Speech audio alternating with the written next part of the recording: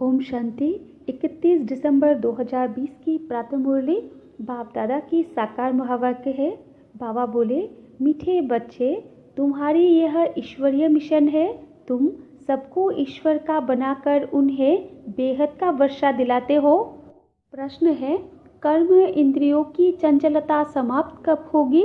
उत्तर में बाबा ने कहा, जब तुम्हारी स्थिति सिल्वर एज तक पहुँचेगी, अर्थात जब आत्मा त्रेता की सतो स्टेज तक पहुँच जाएगी, तो कर्म इंद्रियों की चंचलता बंद हो जाएगी। अभी तुम्हारी रिटर्न जर्नी है, इसलिए कर्म इंद्रियों को वश में रखना है। कोई भी छिपाकर ऐसा कर्म नहीं करना जो आत्मा पतित बन जाए। अविनाशी सर्जन तुम्हें जो परहेज बता रहे हैं उस पर चलते रहो। गीत है, मुखरा देख ले प्राणी। ओम शांति। रूहानी बच्चों प्रति रूहानी बाप समझा रहे हैं, ना सिर्फ तुम बच्चों को, जो भी रूहानी बच्चे प्रजापिता ब्रह्मा मुख वंशावली है वो जानते हैं। हम ब्राह्मणों को ही बाप समझाते हैं। पहले तुम शूद्र थे, फिर आकर ब्राह्मण बने हो। बाप ने वर्णों का भी हिसाब समझाया है। दुनिया में वर्णों को भी समझते नहीं, सिर्फ गायन है। अभी तुम ब्राह्मण वर्ण के हो, फिर देवता वर्ण के बनेंगे। विचार करो, यह बात राइट है। जज योरसेल्फ। हमारी बात सुनो और भेंट करो। शास्त्र जो जन्म जन्मांतर सुने हैं और जो ज्ञान सागर बाप समझाते हैं उनकी भेंट करो। राइट क्या है? ब्राह्मण धर्म अथवा कुल बिल्कुल भूले हुए हैं। तुम्हारे पास विराट रूप का चित्र राइट बना हुआ है, इस पर समझाया जाता है। बाकी इतनी भुजाओं वाले चित्र बनाए हैं और देवियों को हथियार आदि बैठ दिए हैं, वो सब है रॉन्ग। यह भक्ति मार्ग के चित्र है। इन आँखों से सब देखते हैं परंतु समझते नहीं। कोई के ऑक्यूपेशन का पता नहीं है। अभी तुम बच्चों को अपनी आत्मा का पता पड़ा है और 84 जन्मों का भी मालूम पड़ा है। जैसे बाप तुम बच्चों को समझाते हैं, तुमको फिर औरों को समझाना है। शिव बाबा तो सबके पास नहीं जाएंगे, ज़रूर बाप के मददगार चाहिए ना। इसलिए तुम्हारी है ईश्वरीय मिशन। तुम सबको ईश्वर का बनाते हो, समझाते हो। वो हम आत्माओं का बेहद का बाप है, उनसे बेहद का वर्षा मिलेगा। जैसे लौकिक बाप को याद किया जाता है, उनसे भी जास्ती पारलौकिक बाप को याद करना पड़े। लौकिक बाप तो अल्पकाल के लिए सुख देते हैं, बेहद का बाप बेहद का सुख देते हैं। यह अभी आत्माओं को ज्ञान मिलता है। अभी तुम जानते हो 3 बाप है, लौकिक, पारलौकिक और अलौकिक। बेहद का बाप अलौकिक बाप द्वारा तुमको समझा रहे हैं। इस बाप को कोई भी जानते नहीं।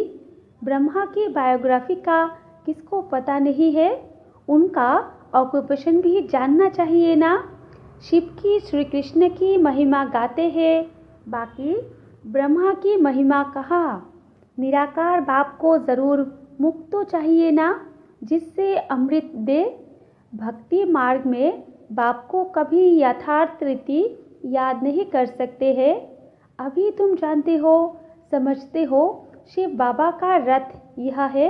रथ को भी श्रृंगार करते हैं ना, जैसे मोहम्मद के घोड़े को भी सजाते हैं। तुम बच्चे कितना अच्छी रीति मनुष्य को समझाते हो। तुम सभी की बड़ाई करते हो, बोलते हो तुम यह देवता थे, फिर 84 जन्म भोग तमो प्रधान बने हो, अब फिर सत्व प्रधान बनना है, तो उसके लिए योग चाहिए।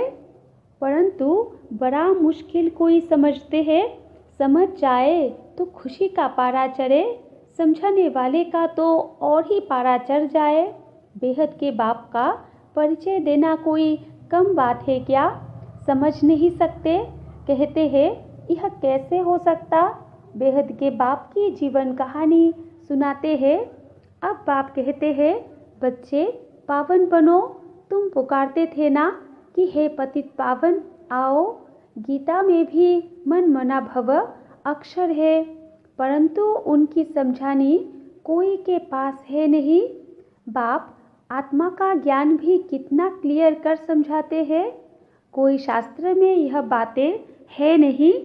भल कहते हैं आत्मा बिंदी है, भ्रुकुटी के बीच स्टार है, परंतु यथार्थ रीति किसी की बुद्धि में नहीं है, वो भी जानना पड़े।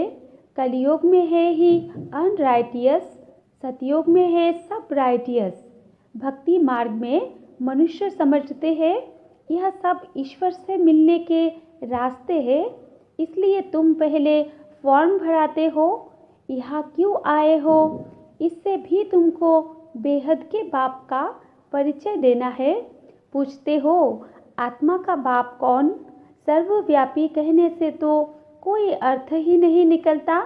सबका बाप कौन, यह है मुख्य बात। अपने अपने घर में भी तुम समझा सकते हो। एक दो मुख्य चित्र, श्री त्रिमूर्ति, झाड़, यह बहुत ज़रूरी है। झाड़ से सब धर्म वाले समझ सकते हैं कि हमारा धर्म कब शुरू हुआ। हम इस हिसाब से स्वर्ग में जा सकते हैं। जो आते ही पीछे है वो तो स्वर्ग में जा ना सके, बाकी शांति धाम में जा सकेंगे। झाड़ से भी बहुत क्लियर होता है। जो जो धर्म पीछे आए हैं उन्हों की आत्माएं ज़रूर ऊपर में जाए विराजमान होंगी। तुम्हारी बुद्धि में सारा फाउंडेशन लगाया जाता है। बाप कहते हैं आदि सनातन देवी देवता धर्म का सैपलिंग तो लगा, फिर झाड़ के पत्ते भी तुमको बनाने हैं। पत्ते बिगड़ तो झाड़ होता नहीं, इसलिए बाबा पुरुषार्थ कराते रहते हैं आप सामान बनाने के लिए। और धर्म वालों को पत्ते नहीं बनाने पड़ते हैं, वो तो ऊपर से आते हैं, फाउंडेशन लगाते हैं, फिर पत्ते पीछे ऊपर से आते जाते हैं। तुम फिर झाड़ की वृद्धि के लिए यह प्रदर्शनी आदि करते हो, इससे पत्ते लगते हैं, फिर तूफान आने से गिर पड़ते हैं, मुरझा जाते हैं। यह आदि सनातन देवी देवता धर्म की स्थापना हो रही है। इसमें लड़ाई आदि की कोई बात नहीं, सिर्फ बाप को याद करना और कराना है। तुम सबको कहते हो और जो भी रचना है उनको छोड़ो। रचना से कभी वर्षा मिल न सके, रचयिता बाप को ही याद करना है और किसकी याद न आए। बाप का बनकर ज्ञान में आकर फिर अगर कोई ऐसा काम करते हैं तो उसका बोझा सिर पर बहुत चढ़ता है। बाप पावन बनाने आते हैं और फिर ऐसा कुछ काम करते हैं तो और ही पतित बन पड़ते हैं। इसलिए बाबा कहते हैं ऐसा कोई काम नहीं करो जो घाटा पड़ जाए। बाप की ग्लानि होती है ना, ऐसा कर्म नहीं करो जो विकर्म जास्ती हो जाए। परहेज भी रखनी है, दवाई में भी परहेज रखी जाती है। डॉक्टर कहे यह खटाई आदि नहीं खाना है तो मानना चाहिए। कर्म इंद्रियों को वश करना पड़ता है। अगर छिपा कर खाते रहेंगे तो फिर दवाई का असर नहीं होगा। इसको कहा जाता है आसक्ति। बाप भी शिक्षा देते हैं यह नहीं करो, सर्जन है ना, लिखते हैं बाबा मन में संकल्प बहुत आते हैं, खबरदार रहना है। गंदे स्वप्न, मनसा में संकल्प आदि बहुत आएंगे, इनसे डरना नहीं है। सतयोग त्रेता में यह बातें होती नहीं। तुम जितना आगे नज़दीक होते जाएंगे, सिल्वर एज तक पहुँचेंगे, तब कर्म इंद्रियों की चंचलता बंद हो जाएगी, कर्म इंद्रिया वश हो जाएंगी। सतयोग त्रेता में वश थी ना, जब उस त्रेता की अवस्था तक आओ तब वश होंगी। फिर सतयोग की अवस्था में आएंगे तो सतप्रधान बन जाएंगे, फिर सब कर्म इंद्रिया पूरी वश हो जाएंगी। कर्म इंद्रिया वश थी ना, नई बात थोड़ी ही है। आज कर्म इंद्रियों के वश है, कल फिर पुरुषार्थ कर कर्म इंद्रियों को वश कर लेते हैं। वो तो 84 जन्म में उतरते आए हैं, अभी रिटर्न जर्नी है। सबको सतोप्रधान अवस्था में जाना है, अपना चार्ट देखना है, हमने कितने पाप कितने पुण्य किए हैं। बाप को याद करते करते आयरन एज से सिल्वर एज तक पहुंच जाएंगे तो कर्म इंद्रियां वश हो जाएंगी। फिर तुमको महसूस होगा अभी कोई तूफान नहीं आते हैं, वो भी अवस्था आएगी, फिर गोल्डन एज में चले जाएंगे। मेहनत कर पावन बनने से खुशी का पारा भी चढ़ेगा। जो भी आते हैं उनको समझाना है कैसे तुमने 84 जन्म लिए हैं। जिसने 84 जन्म लिए हैं वही समझेंगे, कहेंगे अब बाप को याद कर मालिक बनना है। 84 जन्म नहीं समझते तो शायद राजाई के मालिक नहीं बने होंगे। हम तो हिम्मत दिलाते हैं, अच्छी बात सुनाते हैं, तुम नीचे गिर पड़ते हो। जिसने 84 जन्म लिए होंगे उनको झट स्मृति आएगी। बाप कहते हैं तुम शांति धाम में पवित्र थे, अब फिर तुमको शांति धाम सुख धाम में जाने का रास्ता बताते हैं और कोई भी रास्ता बता न सके। शांति धाम में भी पावन आत्माएं ही जा सकेंगी। जितना खाद निकलती जाएगी उतना उच्च पद मिलेगा। जो जितना पुरुषार्थ करे, हर एक के पुरुषार्थ को तो तुम देख रहे हो। बाबा भी बहुत अच्छी मदद करता है।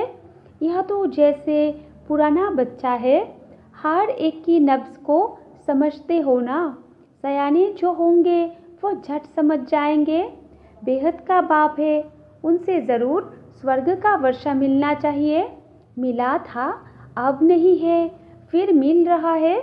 एम ऑब्जेक्ट सामने खड़ा है। बाप ने जब स्वर्ग की स्थापना की थी तुम स्वर्ग के मालिक थे, फिर 84 जन्म ले नीचे उतरते आए हो। अभी है यह तुम्हारा अंतिम जन्म। हिस्ट्री रिपीट तो ज़रूर करेगी ना। तुम सारा 84 का हिसाब बताते हो। जितना समझेंगे उतना पत्ते बनते जाएंगे। तुम भी बहुतों को आप समान बनाते हो ना।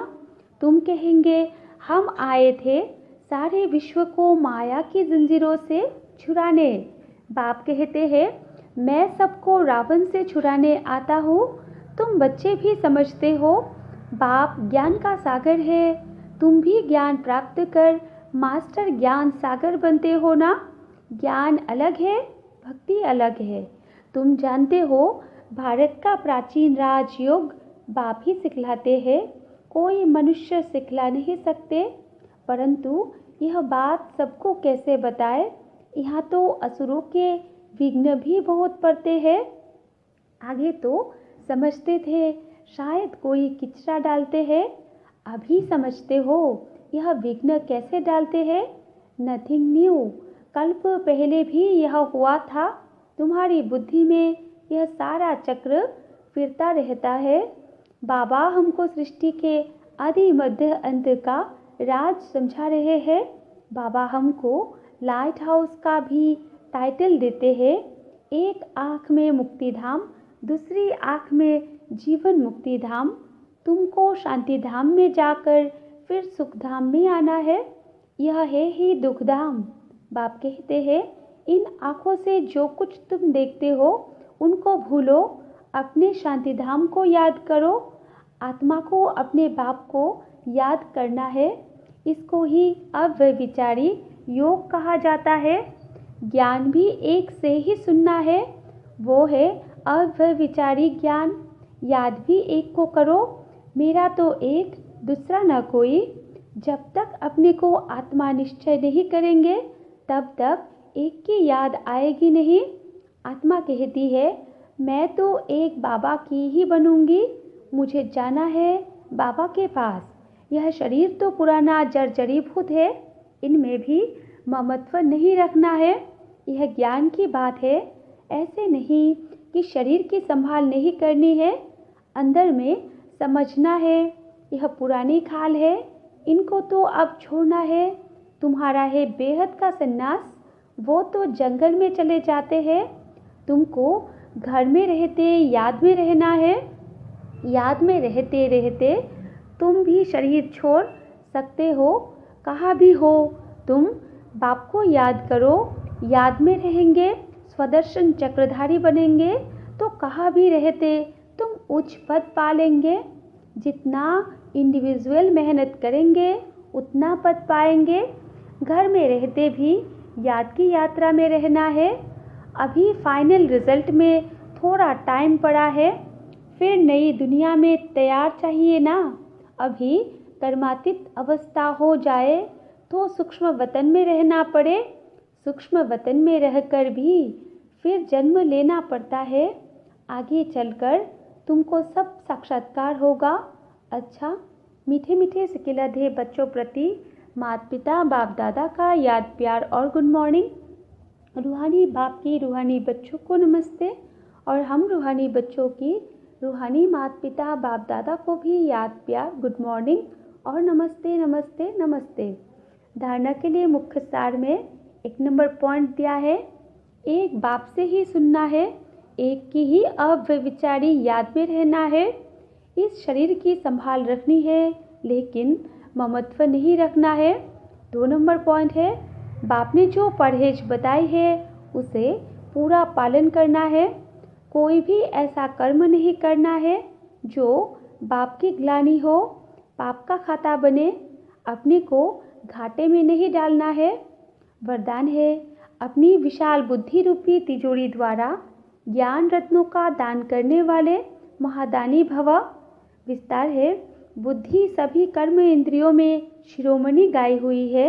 जो विशाल बुद्धि है अर्थात जिनकी बुद्धि शालिम है उनका मस्तक सदा चमकता है, क्योंकि बुद्धि रूपी तिजोरी में सारा ज्ञान भरा हुआ है। वे अपने बुद्धि रूपी तिजोरी से ज्ञान रत्नों का दान कर महादानी बन जाते हैं। तुम बुद्धि को सदा ज्ञान का भोजन देते रहो। बुद्धि अगर ज्ञान बल से भरपूर है तो प्रकृति को भी योग बल से ठीक कर लेती है। सर्वोत्तम बुद्धि वाले संपूर्ण ज्ञान से सर्वोत्तम कमाई कर वैकुंठ की बादशाही प्राप्त करते हैं। और स्लोगन है, शक्ति स्वरूप स्थिति का अनुभव करना है तो संकल्पों की गति को धैर्यवत बनाओ। अच्छा, ओम शांति।